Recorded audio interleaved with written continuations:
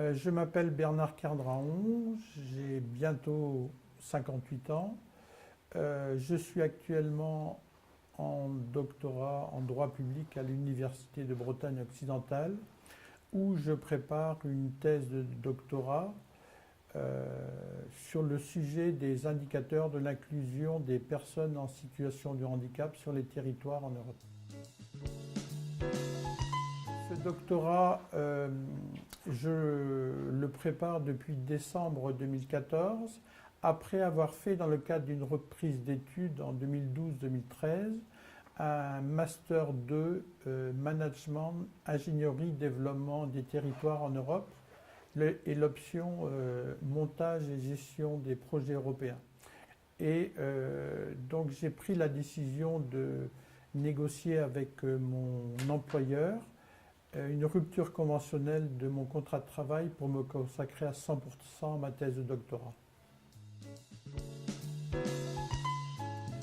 Ma relation avec les études et avec mon handicap est un long fleuve, pas tranquille, mais heureusement que les choses ont changé.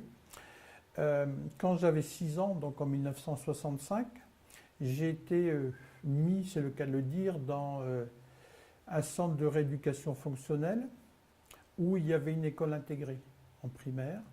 Donc j'ai passé tout mon primaire avec une demi-journée d'école et une demi-journée de rééducation. À 6 ans, je ne rentrais qu'une fois tous les 3 semaines à la maison. Donc heureusement, ce sont des choses qui n'existent plus. Puis après, j'ai intégré en sixième, une sixième normale. Et à la fin de ma troisième, j'ai passé mon BEPC avec succès. Mais j'étais dans un état d'esprit où je souhaitais arrêter les études pour travailler. Donc c'est pour ça que j'ai préparé un BEP, et pas n'importe quel BEP, s'il vous plaît, parce que les gens de ma génération qui avaient un handicap avaient été conditionnés sur le fait que les garçons seraient des comptables et les filles seraient des secrétaires. Donc j'ai préparé un BEP de comptabilité, puis j'ai intégré une première G2 comptabilité, j'ai eu mon bac G2, et après en 1980 je suis venu ici à Brest à l'IUT où j'ai préparé un DUT de gestion des entreprises et des administrations, et par la suite j'ai intégré une licence d'AES, puis une maîtrise, et donc j'ai arrêté ma maîtrise en cours d'année pour cette fois-ci travailler pour du bon, j'ai envie de dire. Mais apparemment, ce n'était pas pour du bon, puisque 30 ans après, je réintégrais l'université.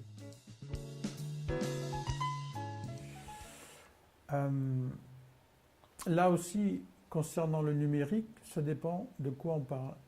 En tant qu'usager normal, lambda du numérique, euh, personnellement, je n'ai aucune difficulté.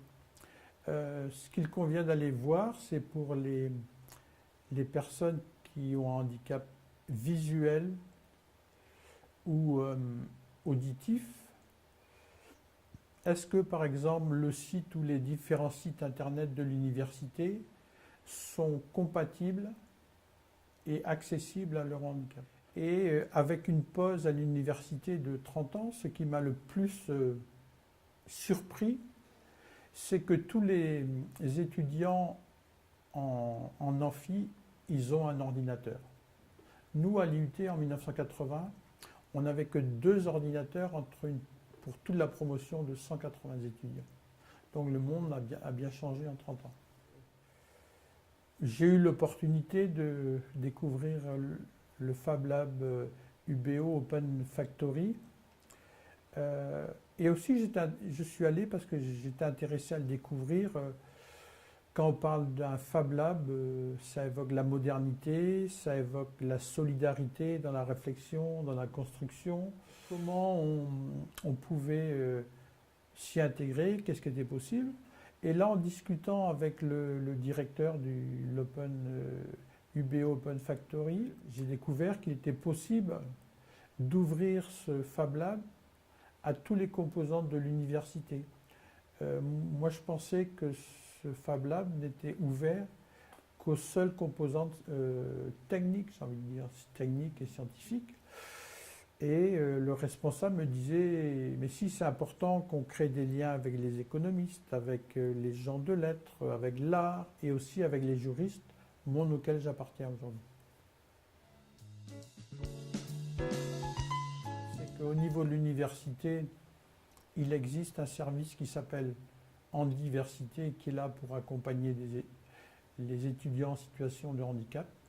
Je pense qu'effectivement, c'est une bonne chose. Les étudiants qui ont un handicap visible, je pense, sont visibles, hein, qu'ils aient un handicap moteur, qu'ils aient un handicap visuel. Voilà. Par contre, les étudiants en situation de handicap, qui eux ont un handicap non visible, ne sont pas bien sûr forcément visibles.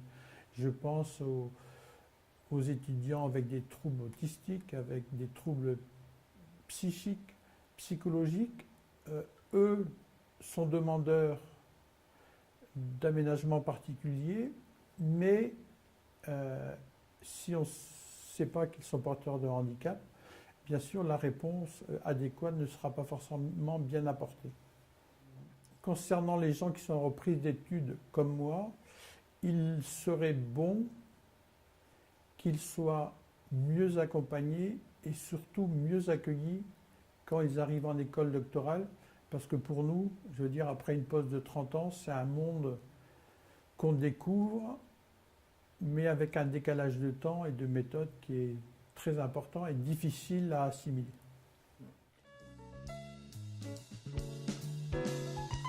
Le campus, les escaliers, les étages, ce n'est pas réservé qu'à quelques-uns, ce n'est pas un club privé, ça doit être accessible à tout le monde parce qu'on est dans un espace public tout simplement. Des points restent à améliorer, je pense notamment au restaurant universitaire à l'université à Quimper. Pour accéder à cet ascenseur, il faut une carte. Donc si on n'a pas la carte, on ne peut pas y accéder. C'est vrai aussi ici également à l'université de la Fac des Lettres. Dans certains ascenseurs, il faut une carte. Je pense que cette restriction d'accès, même si on peut la comprendre, quelque part elle n'est pas normale parce que ça devient des situations discriminantes pour les étudiants en situation de handicap. Je pense encore à un autre point qui peut être amélioré. Par exemple, le restaurant universitaire de Kerguat, même s'il y a un ascenseur pour y accéder à l'étage, la partie distribution du self, je veux dire en heure d'affluence, elle est quasi impraticable pour les étudiants comme moi. Il y a eu le souci pour des gens qui, comme moi, sont en situation de handicap moteur. L'accès au bâtiment est facilité par des portes à ouverture automatique, qu'il y a des ascenseurs dans les bâtiments.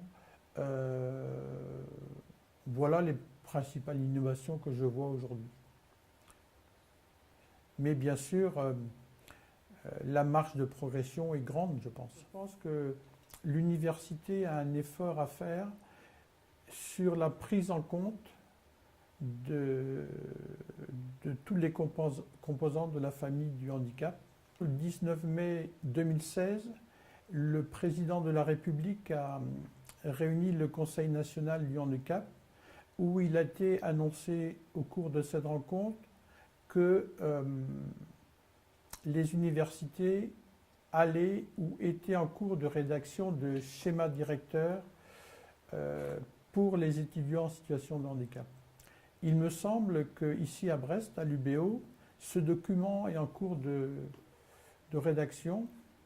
Il me semble qu'il est fondamental que les étudiants en situation de handicap participent à la rédaction de ce document parce qu'eux sont en priorité les premiers experts pour proposer de bonnes solutions. J'ai envie de leur dire, si vous avez la chance de choisir, comme je n'ai pas toujours eu moi la chance de choisir, parce que voilà, c'était la réalité, euh, avant d'être des personnes handicapées, soyez des personnes, soyez des étudiants, et à tout âge de votre vie, obligez-vous à choisir, obligez-vous à prendre des risques pour vos projets. euh, Parce que moi, ce que je fais aujourd'hui, c'est un petit peu du rétro-pédalage. Et quelque part, on essaye de rattraper le retard, mais avec l'âge, évidemment, c'est bien plus compliqué. Profitez de votre force de la jeunesse pour vivre avec des rêves, avec des projets. Soyez des personnes.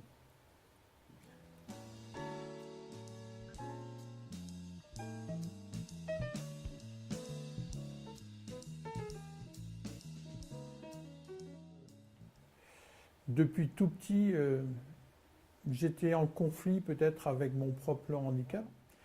J'ai envie de faire un travail de recherche euh, à but social. Je n'ai pas forcément envie de faire de la recherche fondamentale, mais j'ai envie de voir comment l'inclusion des personnes en situation de handicap se passe sur les territoires.